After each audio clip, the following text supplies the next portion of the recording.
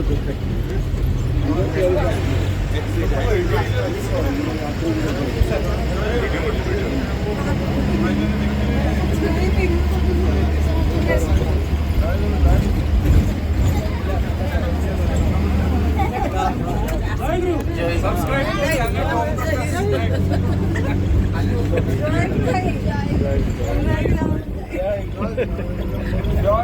subscribe to our channel.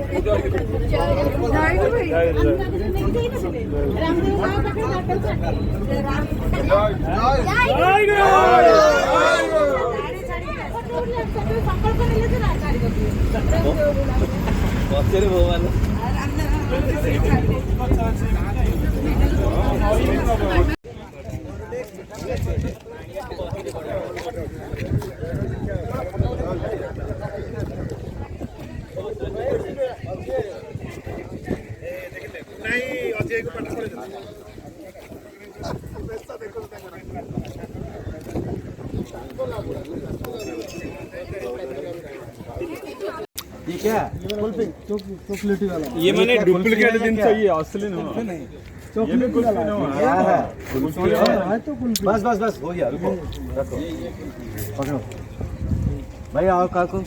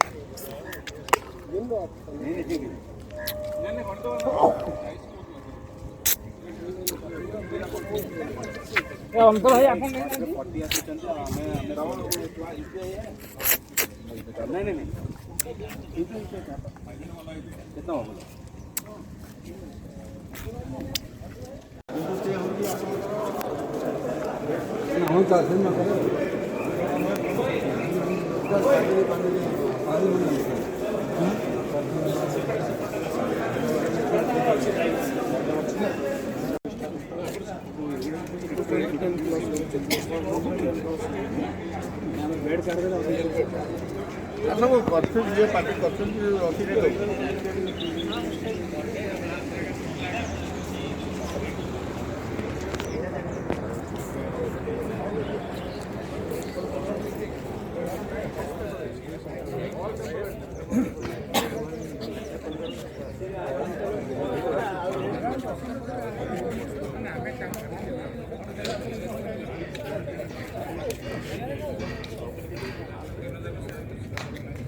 ତଳ ଓଦା ହେଇଯିବ ପ୍ୟାଣ୍ଟରେ ମାଟି ଲାଗିବ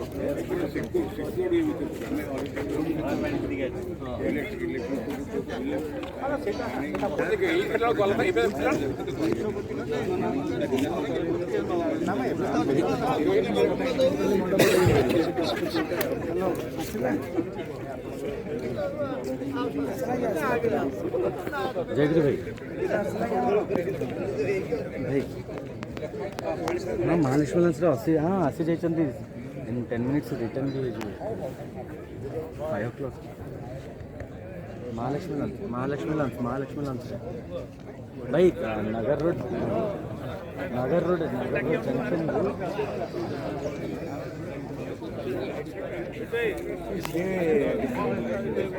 सरकार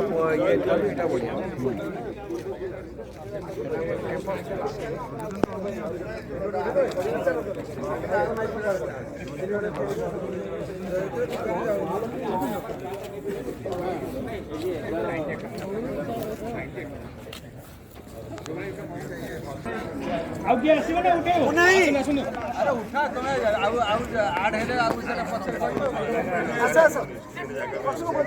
बढ़िया दिल्ली भाई सरीगला खेल आस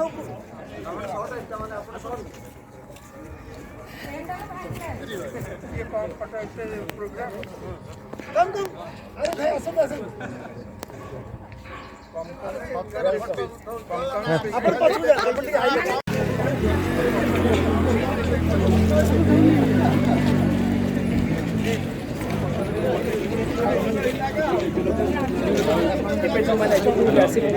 भाई आज मैं थोड़ा पुणे में हूँ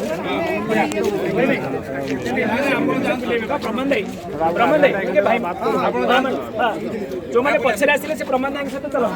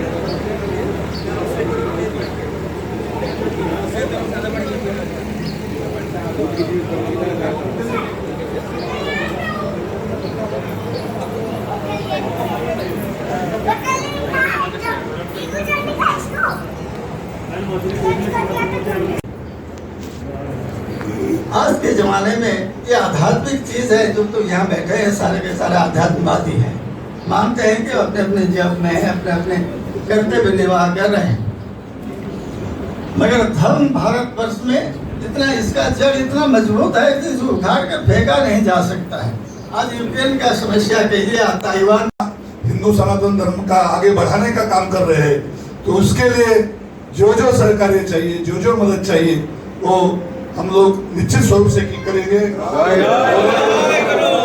पूरे देश में 264 शाखा की तरफ से 80 विभाग है आपके, और बहुत बड़ा धार्मिक काम यहाँ कर रहा है। हमारे महाराष्ट्र की परंपरा है, पूरे देश में बोलते हैं, महाराष्ट्र में तो बहुत बड़ी संत परंपरा है। ठाकुर जी तो आपके बहुत बड़े संत हैं। हमारे महाराष्ट्र में हम संत ज्ञानेश्वर, संत तुकाराम, संत निवृत्तिनाथ, संत मुक्ताबाई, संत एकनाथ, बहुत सारे संत हैं, और उनकी परंपरा हमारे महाराष्ट्र में भागवत धर्म की परंपरा है, और संतों का बहुत बड़ा काम है। और आप लोग भी सनातन हिंदू धर्म में जो तत्व दिए हैं, जो आचरण दिया है, उसको आगे बढ़ाने का काम पूरे देश में करते हैं। सनातन धर्म की शिक्षा और प्रसार का काम आप लोग सब करते हैं। अभी आपके एक भाई मेरे ऑफिस में हड़प सर में जरूर आ जाते हैं, वो मुझे बोले शरद पवार जी साहब को मिलना है, जो हमारी पार्टी है एनसीपी, नेशनलिस्ट कांग्रेस पार्टी, मैं महाराष्ट्र का प्रेसिडेंट हूँ। तो मैंने बोला जो हमारी पार्टी की तरफ से, या धर्म में कोई पॉलिटिक्स नहीं है, कोई नहीं, हम भी हिंदू धर्म को मानते हैं, तो जो जो हेल्प मिलेगा, आपको जो जो लगेगी, यहाँ भी आपको जो जो समस्या आएगी, खुले दिल से आप बोलो। आप अभी अगर सोच रहे हैं कि महालक्ष्मी लॉन्स हमारे लोगों का बहुत बड़ा है, हमारे रिलेटिव का है, प्रीतम खानवे मेरा भी रिलेटिव है, हम एमएलए अशोक पवार जी का भी रिलेटिव है। यहाँ जो जो आपको उसमें कठिनाई आ जाएगी, हम खुले दिल से आप हमको बोलो, हमारा सहयोग आपसे रहेगा। उसमें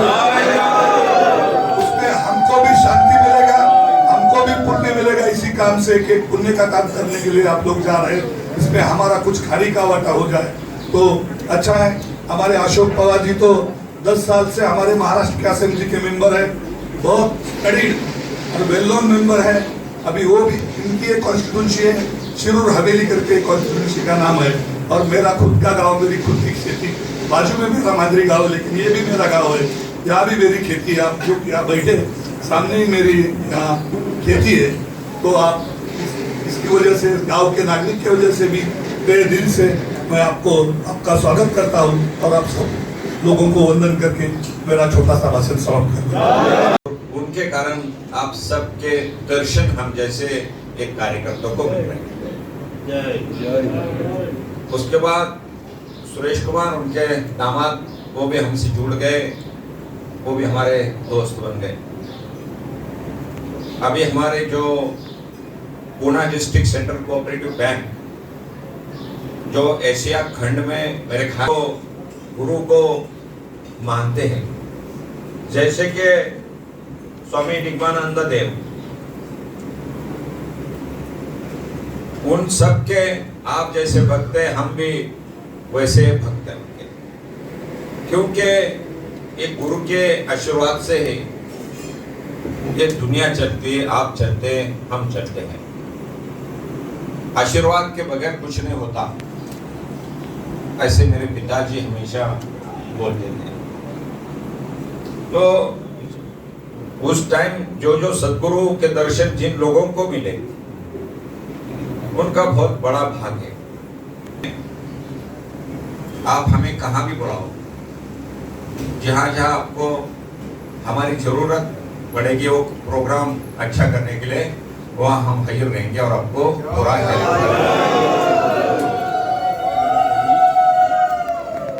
क्योंकि एक बड़ा एक धार्मिक कार्यक्रम है, तो उससे हमें भी आनंद मिलने वाला है। पिछले बार जब मैं यहाँ आया था, ये रास्ते का भी जिक्र हुआ था, आप सबको मालूम है ये रास्ता बड़ा होने वाला है और वो उसके लिए सरकार ने पैसे भी दिए। तो जब कुछ फार्मर, आप अपना परिचय दीजिए पहले।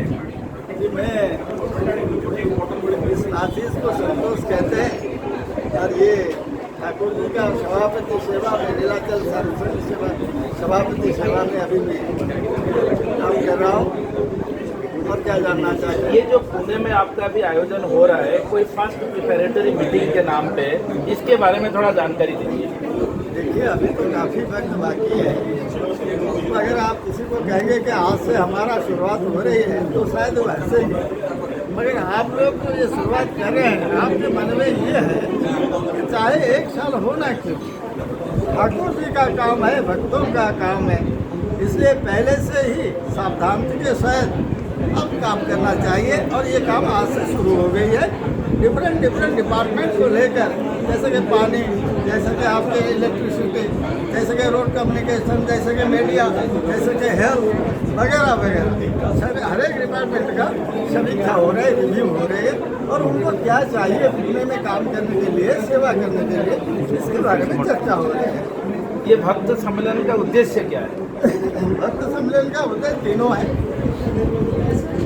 ठाकुर जी का 3 उद्देश्य है। एक तो है असंप्रदायिक भाव से और non sectarian principle the spreading the message of Veda, Vedanta and muni rishi. एक तो सनातन धर्म के विस्तार, दूसरा है शिक्षा के विस्तार, तीसरा है शिव ज्ञान की सेवा करना है। जिसका सेवा आप कर रहे हैं, आप खुद को सेवक मान लो, और जिसके सेवा कर रहे हैं उसको क्या मानोगे, वो भगवान है, शिव है, ऐसा मानकर ही सेवा करना इस संघ का उद्देश्य है। और इसके लिए ये सम्मेलन बहुत बड़ी अहमियत रखता है जिंदगी में, इसलिए कि आप इस काम के लिए, ठाकुर जी के इच्छा को पूर्ण करने के लिए इस संसार में खुद को योग्य बनाते हैं। अगर आप खुद योग्य नहीं बनोगे तो इतने बड़े, इतने महान व्यक्ति के महान इच्छा को कैसे रोक दोगे? तो इसलिए सम्मेलन होता है और ये सम्मेलन का जो प्रभाव है, वो प्रभाव सिर्फ इस पुणे में ही नहीं रहेगी, ये चारों ओर फैल जाएगी। जैसे कि महाराष्ट्र स्टेट में भी फैलेगा। शायद यह है कि आपको दिखाई नहीं देगा। आज क्या फूलों की खुशबू आपको दिखाई देता है?